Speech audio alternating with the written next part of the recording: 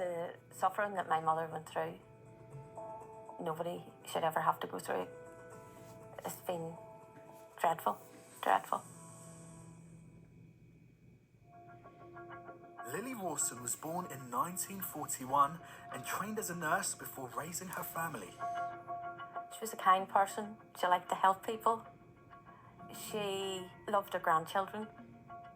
She was a good person. Though by 2016, she had developed dementia.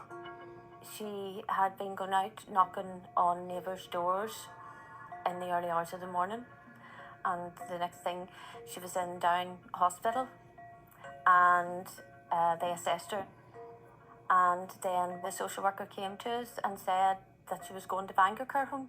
We didn't have an opportunity to even go and look at Bangor Care Home before it happened. After initially living happily in the home for 2 years, it became clear that the level of care Lily was getting was cause for concern. It was the day before Mother's Day when we got to the home, and I got to the bathroom and the door had been opened, and the smell that came from my mother's room was awful. It was like an open sewer. Her curtains were drawn, the heat was turned off. Her bed had been completely stripped to a bare pink rubber mattress. Mummy was lying with her back to me, and the room was really cold, and underneath Mummy's backside was a puddle of urine. And I yelled, "Who is in charge here?" And I stood for about an hour talking to that person, asking what happened. He said, they just forgot to change her. They forgot to make the bed up again as well. And I said, "How long has she been lying there?" He says, "From 1. And I looked at him and said, 1 p.m. And at that point he looked down and I says, "Please tell me my mum hasn't been lying there from 1 a.m, 17 and a half hours.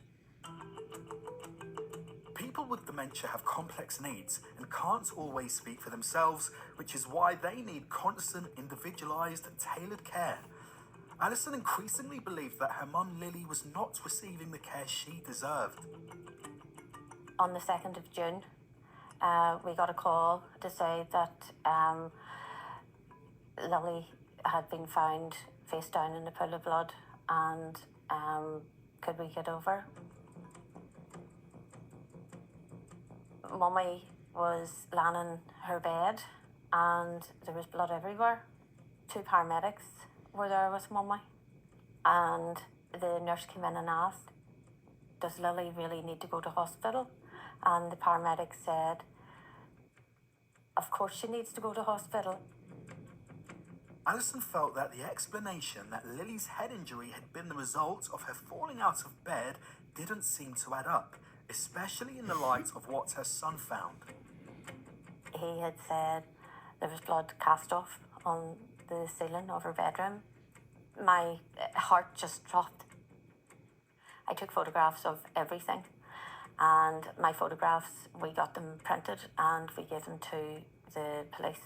I heard from a police officer, and the first thing I asked was, had to shut the room down and to get forensics in. And his answer to me was, "No, we just took it that it was blood." Yes, but whose blood? Whose blood was it?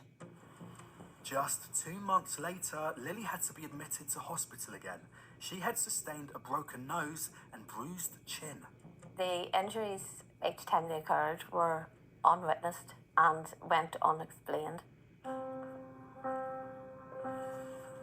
However, Alison had worked as a civil servant and knew her rights about obtaining records regarding her mother's care. I worked in the Department of Health, dealt with data protection, freedom of information requests coming in. Very quickly, Alison spotted an alarming inconsistency. It's recorded that Mum was asleep in her bed when actually she was in the Ulster Hospital.